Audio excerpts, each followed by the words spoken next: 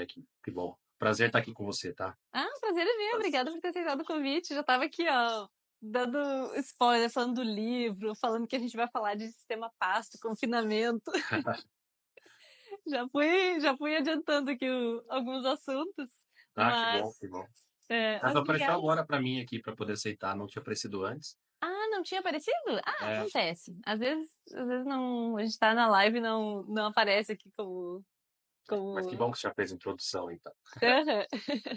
Mas vou Mas deixar nós para vamos. te apresentar, Miguel, para o pessoal aí que tá chegando agora, que vai assistir a live depois também, para que conheça um pouquinho do teu trabalho, se quiser se apresentar brevemente, depois a gente vai começar aí a falar dos assuntos que a gente pensou para hoje. Tá joia? Bom, meu nome é Miguel, sou professor aqui na USP de Pirassununga. Eu venho trabalhando com produção de bovinos de corte desde 2003, né, estudando aí alguns assuntos sobre, principalmente a parte de novas tecnologias para a pecuária. Então, desde que eu entrei na faculdade, é um assunto que me interessa muito, né? Então, eu tenho trabalhado sempre junto com as demandas, né, do setor, com a iniciativa privada junto também, e também com a parte assim, que a pesquisa mais tem avançado, né, as principais áreas que inovativas da pesquisa a gente busca trabalhar, né. Eu tenho um grupo de pesquisa aqui que chama GOPEC, Grupo de Ômicas na Pecuária, então a Uhum. gente também trabalha nessa linha aí de tecnologias avançadas para a pecuária, né. Então é isso. Ah, bem legal. Mas o que que são ômicas, Miguel? Porque a gente vai falar aqui para um público provavelmente mais assim, talvez mais urbano, que não tenha muito essa vivência, ou até as nomenclaturas da zootecnia, dessa área. Eu acho legal a gente explicar, porque eu, pelo Uhum. menos até pouco tempo, assim, não conhecia muito esses. O que que são ômicas, para o pessoal entender? Essa parte ômica, ela até para quem é do meio, às vezes também é um pouco misteriosa, vamos dizer assim, mas nada mais é do que a gente ah, buscar ver de maneira ampla o que está acontecendo com os animais. Tá? De maneira ampla, eu digo assim: a gente pode avaliar, por exemplo, o chamado genoma do animal. Tá? O Uhum, genoma, o que que é? Nada mais é do que você estudar o DNA como um todo, né? Todos os genes. Por isso que ômica é como se fosse um estudo amplo. Tá? uhum, Então a gente tem outras ômicas também, né? Tem, por exemplo, a metabolômica. É você estudar o metabolismo como um todo, né? Então a gente, quando o médico vai lá e pede um exame de sangue pra gente, né? Pede lá colesterol, glicose, insulina, tudo isso são metabólitos, né? Então você uhum. estuda os metabólitos. Quando você estuda a metabolômica, é como se você estivesse estudando 100 metabólitos de uma vez, ou mais. Então, ômica é isso, é só um estudo amplo das coisas, né? Então, a Uhum. gente tenta incluir esse tipo de avaliação para a gente entender bem os resultados que nós obtemos a partir de alguns estudos, né? Então, Claro. por exemplo, a gente pode trabalhar com a parte de nutrição diferenciado, né? Um animal a pasto, um animal em confinamento, e a gente entender que o animal, às vezes em confinamento, tem um perfil da carne um pouco diferente, isso aí é um resultado, mas a gente não explica exatamente o porquê isso acontece. Agora, se Uhum. a gente fizer um estudo ômico, a gente consegue entender metabolicamente o que está acontecendo ali, ou os genes que estão atuando. Então, essa é a ideia, é a gente entender o porquê das coisas, né? Claro que isso está bem aplicado ao campo da pesquisa, né? Tirando a genômica já é bem estudada e bem introduzida no mercado. No Tá? mercado. Hoje em dia não existe espécie que tenha programa de melhoramento sem a genômica. Tá? Então, Sim. todas as espécies, praticamente, você já usa a genômica para fazer melhoramento genético. Tá? Bovino de corte, bovino de leite, ovinos, aves, suínos, todos já utilizam a genômica. Né? Não estou falando que todos os programas de melhoramento genético utilizam, mas que em todas as espécies a gente já tem a utilização dessas ciências ômicas para o melhoramento genético.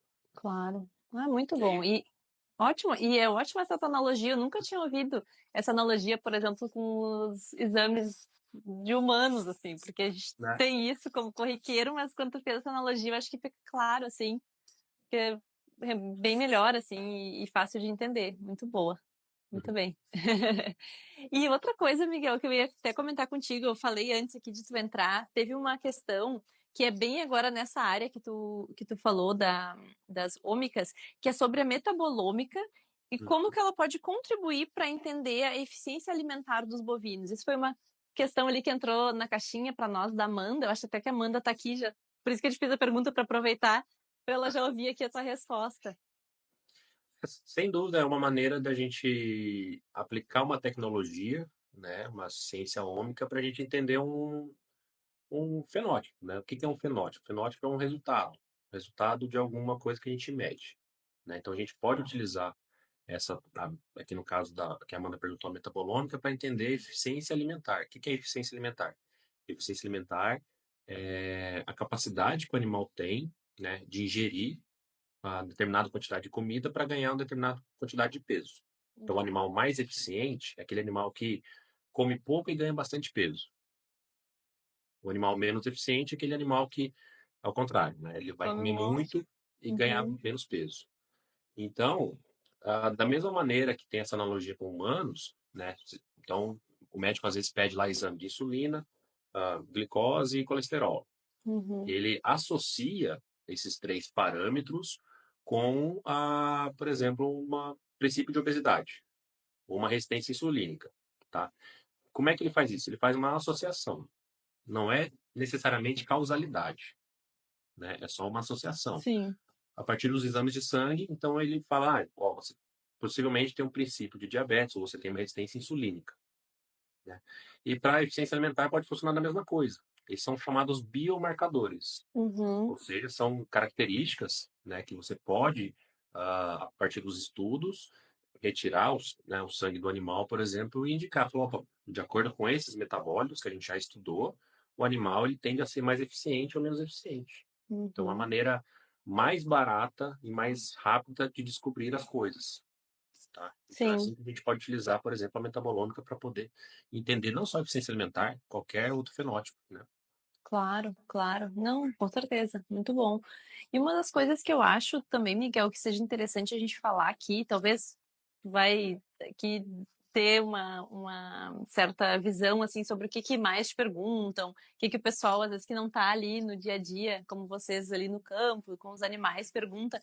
Mas uma coisa que eu notei assim bastante, até vendo algumas entrevistas tuas, e eu lembro aquela do Antônio que eu comentei contigo, né, com o Antônio ali que fala bastante de dieta carnívora.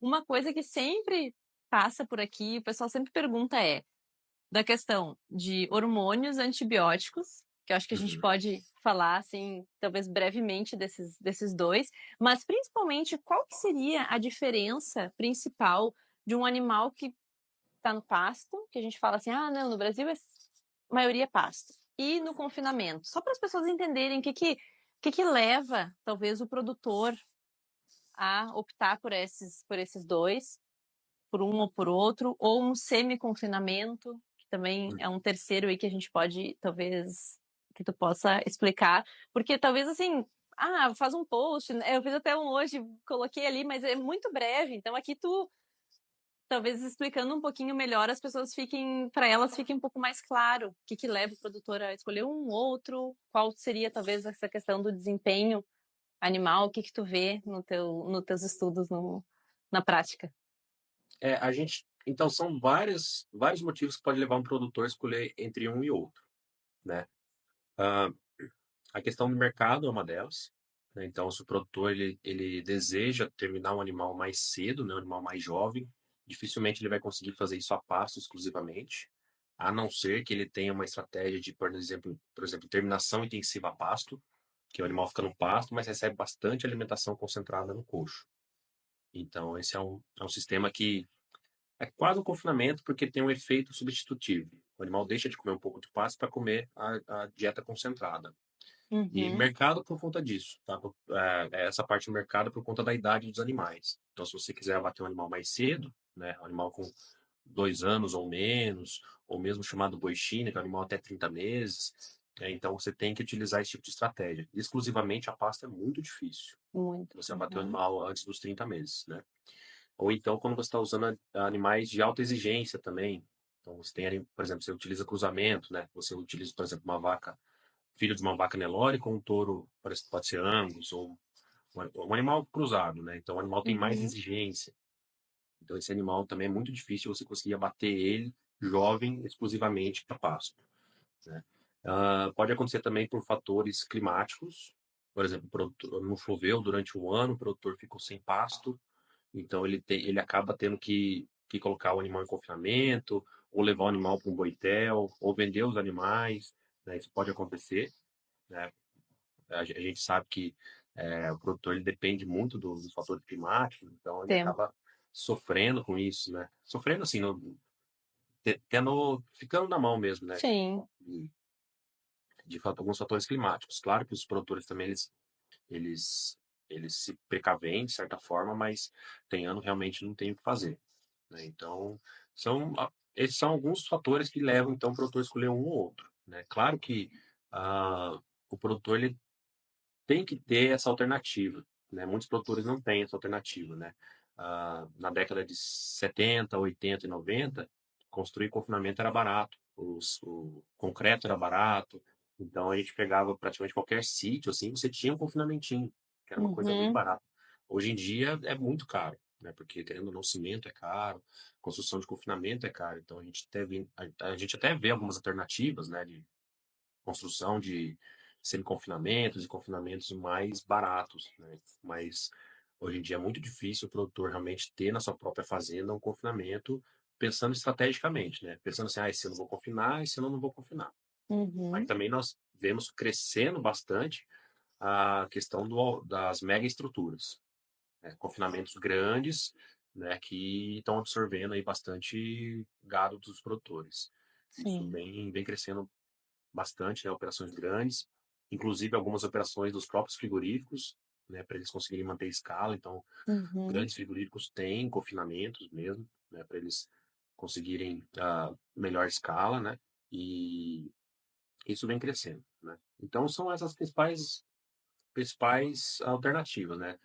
Ou a idade dos animais, o produtor, Uhum. depende o gado que ele quer vender, fatores climáticos, né, que pode levar o produtor a ter que tirar o animal, né, ou mesmo se ele já tiver uma estrutura, ele tem uma estratégia, falar, esse ano está compensando eu confinar. Vamos dizer assim, caiu o preço da dieta, do subproduto, né, valorizou o boi, então compensa Aham. também eu confinar, né. Agora não, o milho está muito caro, o subproduto está muito caro, então esse ano vai ficar muito caro eu confinar. Então, às vezes, meu custo de arroba engordada fica muito alto, e acaba que o produtor acaba optando por não confinar, né. Então depende muito do mercado. Claro, claro.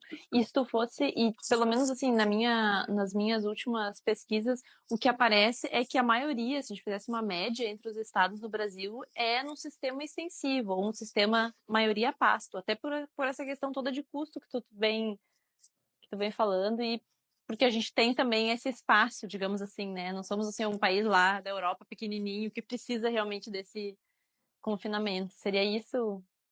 É, também, isso é um Isso fator também. preponderante, né. Nós somos um dos poucos países que a gente pode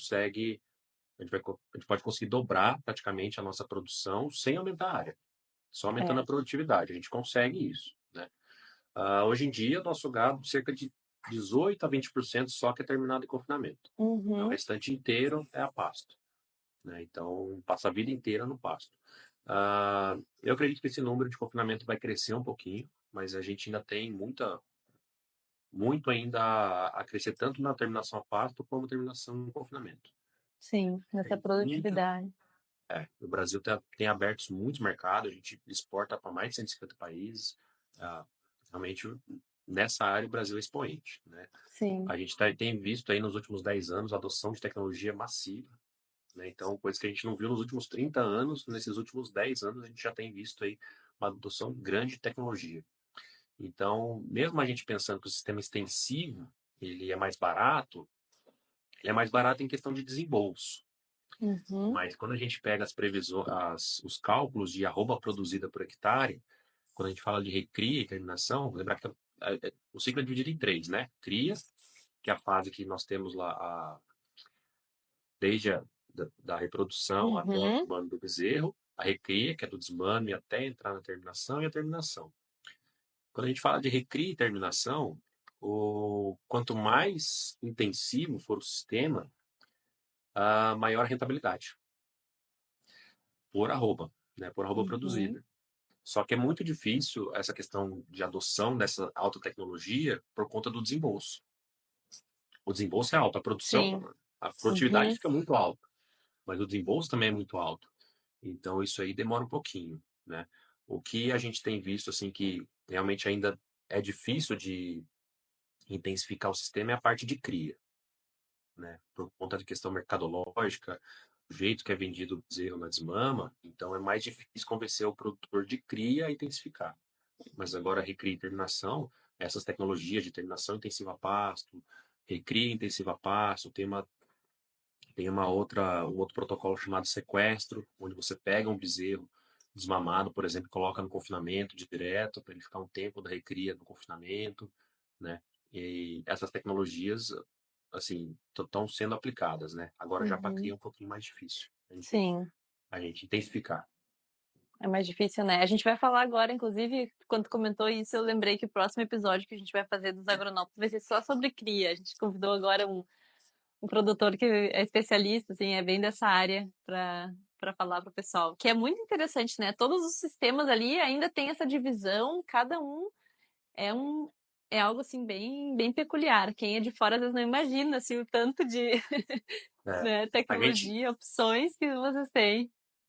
a gente fala brincando que cada fazenda é um sistema, É, né? Porque cada fazenda é particular, é única, né? Então, tem produtor que só faz cria, tem produtor que faz cria e recria, tem produtor que só faz recria e terminação, tem de é, tudo. Tem sistema mais intensivo, menos intensivo, é incrível tem mesmo. muito, biomas diferentes, né? Então, a gente tem Sim. a pecuária dos poucos setores, né, que você tem em todos os municípios do Brasil, os mais de 5.500, né? Você tem pecuária em todos os municípios. Então, Olha realmente, só. é as possibilidades aí são quase infinitas, né? É. Sobre o Boitel. Tu comentou assim, ah, daí tem uns que levam pro Boitel, né?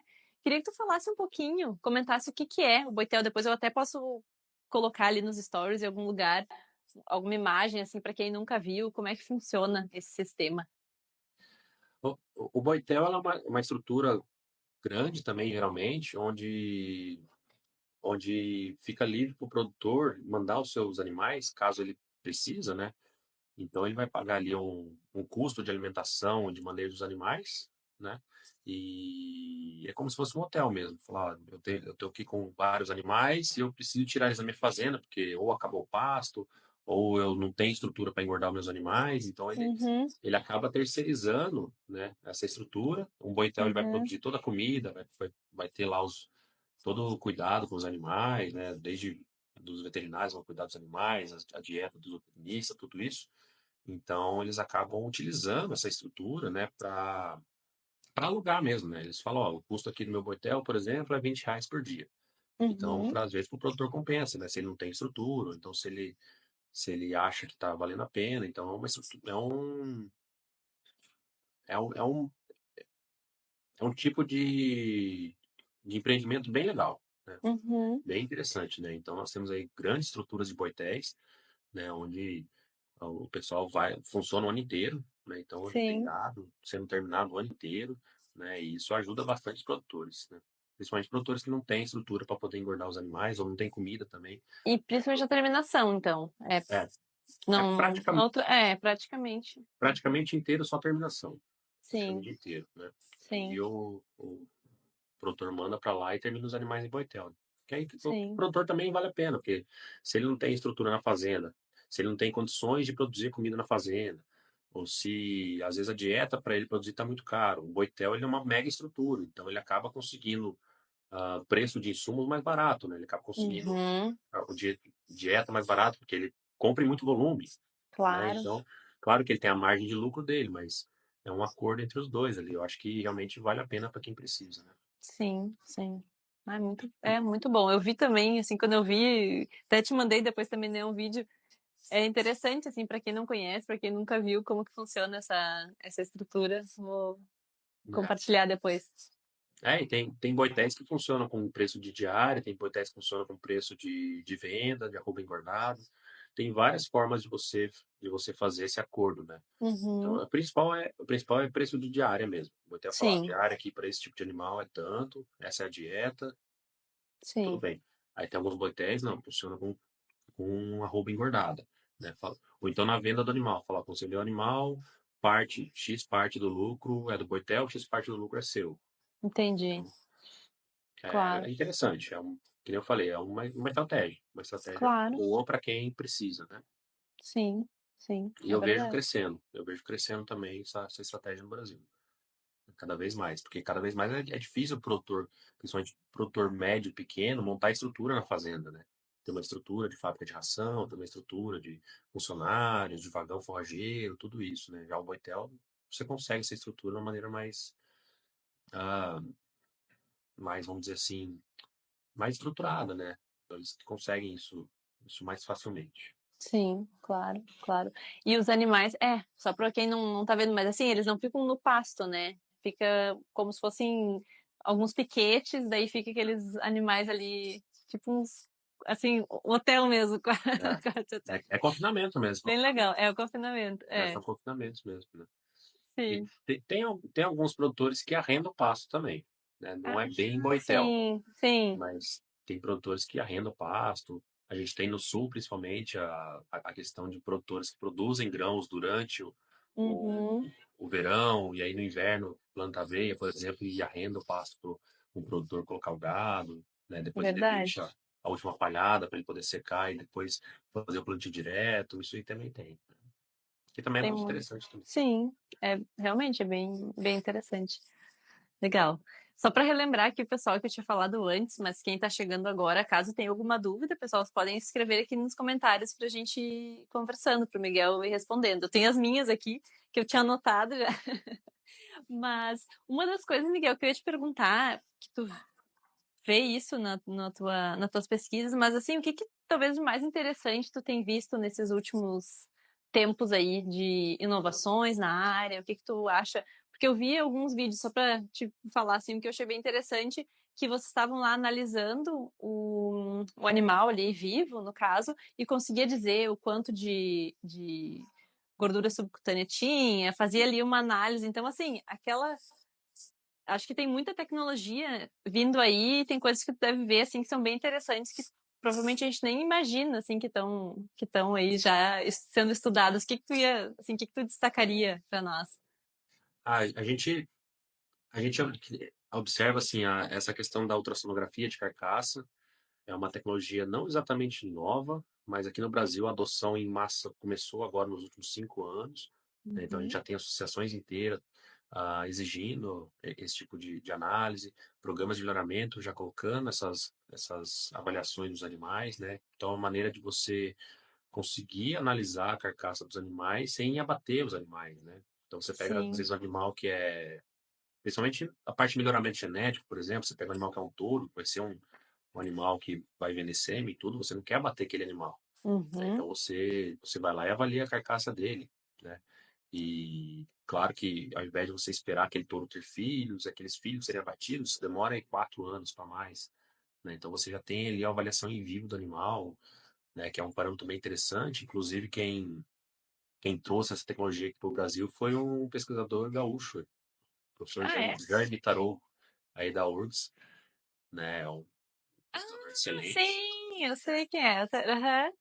Ele que trouxe aqui para o Brasil essa tecnologia, né? Então, hoje nós temos empresas grandes que fazem essas avaliações e realmente já é uma tecnologia que está sendo amplamente utilizada, né? Então, isso aí começou nos anos 2000 aqui no Brasil, mas só nos últimos 5, 10 anos que realmente, né, isso aí deslanchou.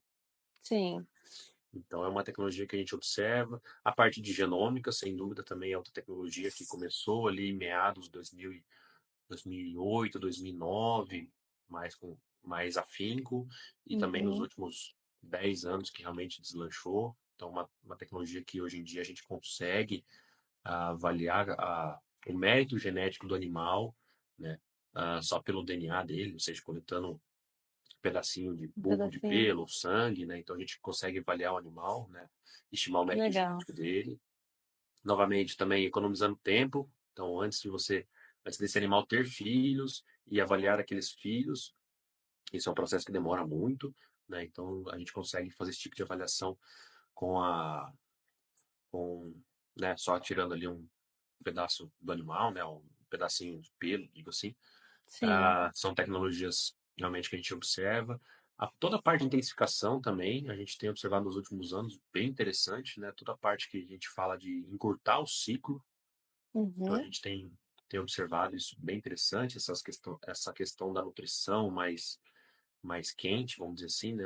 Umas dietas mais concentradas, né? A utilização de alguns subprodutos que cresceram muito no Brasil, né? Isso tem melhorado bastante não só o custo das dietas, mas também o animal poder, né, ser engordado mais rapidamente. uhum. Usar esse poder reciclador dele, Sim, fazer sem dúvida. esse upcycling aí. Isso é muito, nossa, muito Ah, legal. o ruminante é impressionante, porque é um animal que transforma mato em carne. É, Né? Transforma nada no melhor produto que existe, né? Isso é falando só de um verdade. produto, fora os outros 5.000 produtos que vêm do boi, né? Nós temos muitos tipos de produtos que vêm do bovino. É verdade. Eu acho que, assim, tem muita tecnologia que a gente tem observado que estão sendo bem adotadas, né? Eu acho que com essa disseminação da informação, a internet realmente veio para ajudar bastante, né? Então, a gente tem observado que os produtores têm adotado bem, assim, algumas tecnologias, sabe? Eu O vou que antes passar para era... cá porque desculpa, eu tenho que botar minha coisa para celular para carregar, mas pode continuar falando, tá tranquilo. o que antes era demorado, né? Então, a gente sempre observava que o produtor estava, o pecuarista estava, assim, 10 anos atrasado em relação aos agricultores, né? Hoje em dia isso já não acontece tanto. Então, o pecuarista ele já está adotando tecnologias mais rapidamente. Então, a gente tem visto isso acontecer, né? Então, isso é bom. Então, qualquer tecnologia que a gente tem observado aí tem melhorado em muito a pecuária, né? A questão do melhoramento vegetal, né, muito forte, né? Plantas excelentes, né? Cultivares excelentes de pastagem, né? Que nem eu falei, utilização de produtos, questão mercadológica, né, novos produtos, né, esse mercado de animais de qualidade realmente está crescendo incrivelmente no Brasil, né, então uma coisa que antes era incipiente, hoje em dia realmente todo mundo quer buscar aí um churrasco de melhor qualidade, então a gente tem observado até Sim. regiões que não tradicionalmente gostavam tanto de churrasco, hoje em dia já gostam, então isso é muito interessante observar. É verdade. Tem até, eu ia comentar agora que eu lembrei que a Laís, que apareceu antes ali e comentou na publicação que a gente estava falando da live, ela trabalha também, né, com a reprodução e a TF. Eu acho que isso é uma coisa que tem crescido nesses últimos anos. Tem demais, demais. É, como eu disse, a parte da cria, ela ainda é assim, é o que demora um pouquinho mais para adotar a tecnologia. Adoção. Mas a estação de monta, que foi, vamos dizer assim, o primeiro passo, né, de adoção de tecnologia na cria, mais a IATF, né, a inseminação artificial Uhum. em tempo fixo, isso aí realmente ajudou e muito, né, essa melhora aí da cria no Brasil. Então a gente vem observando assim, tem crescido bastante isso, né? É muito difícil hoje em dia os produtores não fazerem esse tipo de tecnologia, né?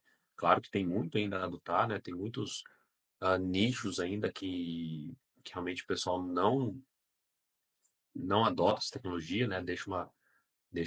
Utilizam inclusive os animais da própria fazenda como reprodutores.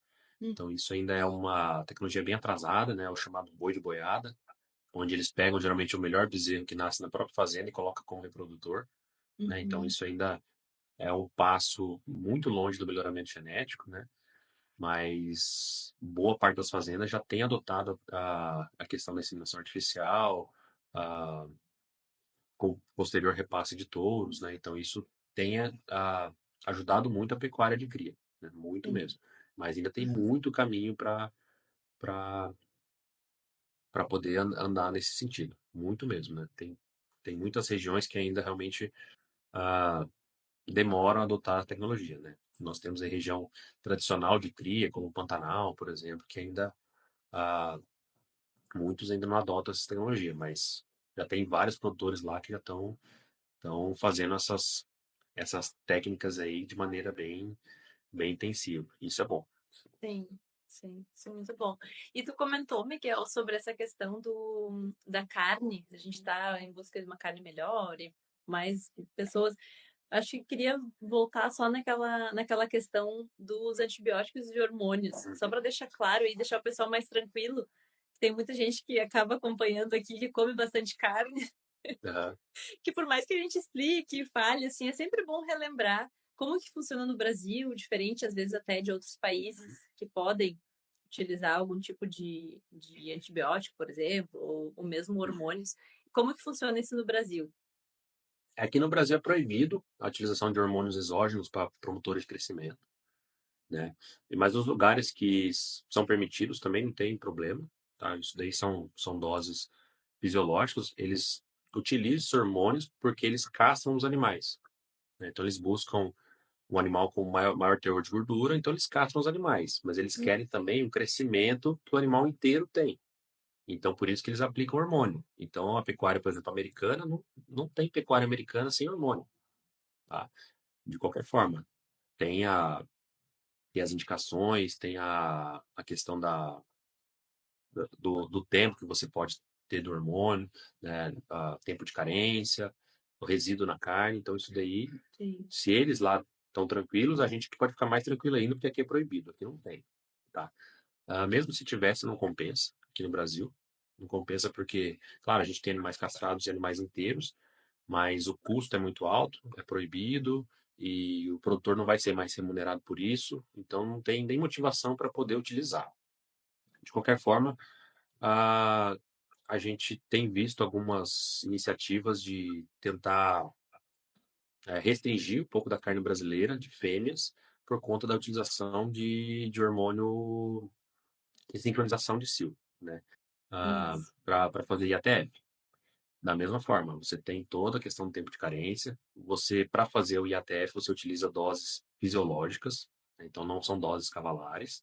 Então você só estimula aquela fêmea a poder sincronizar o cio ou estimular ela a começar a, a, a poder fazer seu ciclo sexual. Então também não tem menor problema, né? Então a gente chega lá, vai olhar na carne, realmente tem resíduos normais entre quem foi aplicado hormônio e quem não foi aplicado hormônio. E realmente são doses extremamente baixas. Extremamente baixas. Então, se a gente for pegar o estrógeno aí na carne, por exemplo, a gente vai achar coisa em torno de 1,3 para o animal que foi aplicado hormônio, 0,8, 0,9 nanogramas, se eu não me engano, de quantidade de estrógeno, né? Então, se a gente for pegar, por exemplo, tofu, é, é coisa de 300 mil. Então, tipo, não tem. É uma questão mercadológica. É Sim. mercadológico, né? Então, quem veio com essa restrição foi o pessoal da Europa, né, que eles tentam de tudo para poder proteger o produtor deles, né? Assim, a gente não pode nem julgar porque a nossa carne chega lá num preço bem mais barato, né? E querendo ou não, a gente tem capacidade, volume de produção de animais, eles não têm tudo isso. Então eles têm que tentar se proteger de alguma forma, tentando fazer com que a nossa carne chegue mais cara lá, né? Exato, uma barreira não tarifária que a gente fala, É, né, Miguel? é, E isso que tu falou desse hormônio que é colocado nas fêmeas, inclusive a Laís tem um trabalho, lembrei agora quando tu falava, que é justamente pesquisando sobre isso, mostrando que não tem nenhum problema que eles alegam e tentando contornar essa nova barreira aí não tarifária que o pessoal da Europa estava querendo impor.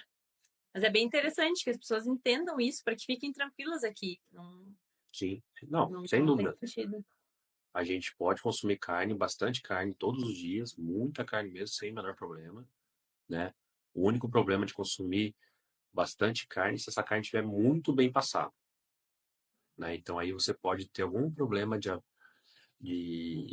aminas cíclicas, tá? Mas se ela tiver aquela carvão mesmo, né? Então Carvão. aí, o que eu não recomendo para ninguém, né? É. Não vamos estragar nosso churrasco, mas o consumo de carne pode ser feito diariamente, né? Em doses, né, altíssimas. Eu mesmo faço isso na minha casa. Eu como também muita carne, às vezes somente carne, quase sempre somente Sim. carne, bastante carne, sem medo. Sem medo, porque não tem menor problema essa questão de hormônios ou mesmo qualquer metabólito que esteja ali na carne, presente na carne, que a gente se preocupa, seja carne de pasto, seja carne de confinamento, né? Uhum. Não tem o menor problema mesmo. Nosso sistema de produção não tem essa restrição nenhuma. Mesmo se eu estivesse nos Estados Unidos, também consumiria da mesma forma, sem menor problema, né? Então, Bom. que nem você falou até da live que eu fiz com o Antônio, né? O Antônio consome isso lá também sem o menor Isso problema, aí. né? Ele Então, entrou aqui antes, o Ciro tá aqui ainda. É. então não tem, Exato. realmente não tem preocupação, né? Então, alimento quanto mais, vamos dizer assim, quanto mais nu e cru, né? Que nem tem o perfil que a gente gosta lá do nu e cru, quanto mais natural, melhor, né? É. Então, realmente não, a gente fica preocupando com resquício de hormônio na carne, mas às vezes está consumindo, né, uma bolacha ultraprocessada, né, Uhum. outros tipos de coisa pior ainda, né? Então realmente não tem que ter esse tipo de preocupação, né? Os alimentos de origem animal a gente pode consumir à vontade, sem preocupação, né? Seja ovo, leite, mel, queijos, carnes, tudo sem o menor problema. Ah, que ótimo. Ótima notícia. A gente já só queria mesmo a tua aprovação aqui, Miguel. Deixa eu passar aqui que passou uma. Antes passou uma pergunta que eu acho que eu perdi. Eu acho que se eu não falar aqui, pessoal, me relembrem, tá? Agora a Gabriela perguntou: sou diabética tipo 1 e a dieta Ah, não, é só um comentário. Sou diabética tipo 1 e a dieta carnívora é uma das melhores, se não a melhor para a tranquilidade no tratamento. Que legal, Gabi. É dieta carnívora, sim, uma dieta principalmente baixa, né, em carboidrato, que não vai elevar. Ajuda bastante, porque não tem pico de insulina, né? Você não tem pico de glicose. Às vezes, às vezes para quem é diabético fica difícil fazer jejum, né? Que aí Sim, pode ser que a pessoa tenha dificuldade para fazer jejum. Mas só de não ter os picos de insulina, só de não ter pico de glicose já ajuda fica mais bastante. estável. Não, Sem muito dúvida. bom, muito bom. Ah, aqui tem uma pergunta. Ah, Camille, quais são os fatores que vocês conseguem enxergar que agregam valor à carne bovina hoje em dia, principalmente no Rio Grande do Sul? Quer começar aí? Eu acho que depende do mercado, né? Claro, se a gente Uhum, for falar em mercado de qualidade, é muito difícil a gente fugir da questão da gordura, né? Da gordura, eu digo assim, ter o acabamento, né, de gordura, e porque a gordura dá a sensação de suculência, dá uma sensação de maciez, né? Então isso é importante. E o chamado marmoreio, a gordura intramuscular. Isso também é muito apreciado em termos de carne de qualidade, então isso agrega valor. Mas, lembrando que isso tem que ser para o mercado que vai pagar por isso. Porque você depositar gordura no animal é muito caro. Então é uhum. caro para o produtor. O animal vai ter que ficar mais tempo no confinamento, né? O animal vai ter que ingerir uma dieta com mais concentrado. Então, se o produtor não é remunerado por isso, é difícil compensar o produtor gastar mais com o animal e não receber isso de volta. Agora, se você está falando de programas de qualidade que vão remunerar para isso, sem dúvida nenhuma, as características mais apreciadas, maciez da Uhum. carne, né? A questão da gordura, né? Que dá aquela sensação de suculência, né? Dá um sabor também diferenciado para a Exato. carne, e a gordura intramuscular, né? Que é o marmoreio. Então, isso aí é muito bem apreciado, tá? Claro que nem sempre é pro dia a dia, né? Então, queria a gente queria todo dia comer, Todo né, dia. uma carne dessa, mas, claro, pensando aí, né, pelo preço, pelo alto custo aí, não, né, no final de semana, no churrasco com os amigos, tudo isso, né? Então, essas são as principais tecnologias que vão agregar valor para a carne, né? Exato. Claro que isso do ponto de vista do consumidor, né? Do Uhum. ponto de vista do pecuarista, é aquele animal que vai gerar mais lucro para ele. Então não adianta a gente Claro. falar que, pro pecuarista, não, vou entregar meu animal mais gordo, mas ele não vai pagar mais por isso. Então, do pecuarista, não, o pecuarista ele já está olhando o animal que vai melhor remunerar ele, né? Uhum. E para a indústria frigorífica também. Qual animal que vai gerar, vamos dizer assim, o melhor lucro para a indústria frigorífica, né? Para o caso da indústria frigorífica, o interessante para eles é um animal que tem uma carcaça mais pesada. É uma carcaça mais pesada que facilita no processamento, facilita no transporte, principalmente, né? Então, você carregar 16, por exemplo, no caminhão, 16 carcaças mais leves ou 16 mais pesadas, vale muito mais a pena carregar 16 mais pesadas, porque o Exato. frete é praticamente o mesmo, você está levando mais carne, né? Então, depende de que ótica que a gente está enxergando, tá? Mas Perfeito. falando em termos de consumidor, sem dúvida nenhuma, é aquela melhor carne. É. E nisso a gente tem, não vou dizer errado, mas a gente tem mudado um pouquinho alguns conceitos, quando a gente fala em qualidade de carne para o consumidor. O maior problema da carne no Brasil era a heterogeneidade. Então a carne, cada vez que você fosse comprar uma carne, era uma carne diferente. Um dia estava mais macia, um dia estava mais dura, um dia estava mais gordura, outro dia tinha menos gordura. Então isso era um problema, né? Então o que que a gente fez? A gente acelerou o ciclo, né, abatendo animais mais jovens. Uhum. E isso melhorou em muito a questão da maciez, né? Então os animais tinham menos fibras de colágeno, né? Então acabou que a gente conseguiu melhorar a maciez da carne. Isso foi muito bom. Mas como consequência, a gente teve uma perda de sabor. Então, se a gente notar as carnes mais, vamos dizer assim, mais caras, mais apreciadas, são as carnes com sabor mais intenso, Uhum. né? E geralmente são de animais um pouco mais velhos do que animais de animais de 24 meses, São ou mesmo carne jovens. na qual eles fazem por exemplo, dry age, ou outras tecnologias assim para poder intensificar o sabor da carne. Então agora a gente está meio que voltando um pouquinho essa questão do animal ah, abatido muito cedo, para a gente tentar então melhorar também a questão do sabor da carne. Perfeito. Eu até acrescentaria, Miguel, que a Camille comentou que é principalmente no Rio Grande do Sul, até porque, Camille, eu estava hoje mesmo revisando aí algumas questões ali para uma palestra, e uma coisa que me chamou atenção, analisando um pouquinho sobre essa questão da comunicação aqui, são a quantidade, e normalmente eu falo de alguns cases aqui do Rio Grande do Sul, a quantidade de projetos que eu tenho visto ao longo dos últimos 4 anos, eu diria assim, pouco tempo, falando sobre a questão do terroir, do local. Então, aqui a gente tem o Bioma Pampa. Então, assim, só para te dar um exemplo, né? Eu tava ali vendo um case que é do Estâncias Gaúchas, que eu seguidamente até comento aqui. Então, tem ali tudo, é daqui do Pampa, a questão da conservação, tem a questão também da cultura, não é? É, na verdade, a carne no final, mas tem aquela história, tem essa questão da tradição, então colocar isso também de uma certa forma para o consumidor, isso também é interessante, isso é um diferencial. A carne também tem que estar excelente, tem que ter tudo que o Miguel falou, mas eu digo se tu quer, talvez para um nicho e para pessoas assim que tu queira mostrar além daquele produto ali final, aquele produto da carne, tu tem ainda uma história tão bonita para contar e tem outras coisas também para mostrar os produtores, mostrar essa relação aí do gaúcho, né? No nosso caso, do gaúcho com a pecuária. Então tem tudo isso aí, tem bastante coisa boa para falar e para agregar, eu diria assim. Não, sem dúvida. A questão do terroir é o que realmente a gente observa que os maiores apreciadores de carne buscam, né? Realmente aquele sabor característico, que é uma coisa que às vezes a gente peca um pouco em animais muito jovens, né? Então a gente acaba perdendo isso, né? Mas a gente pode usar, por exemplo, o frango. Se a gente É. pegar uma galinha caipira, ela tem um gosto mais característico, né? Um peito de frango normal não tem gosto de nada.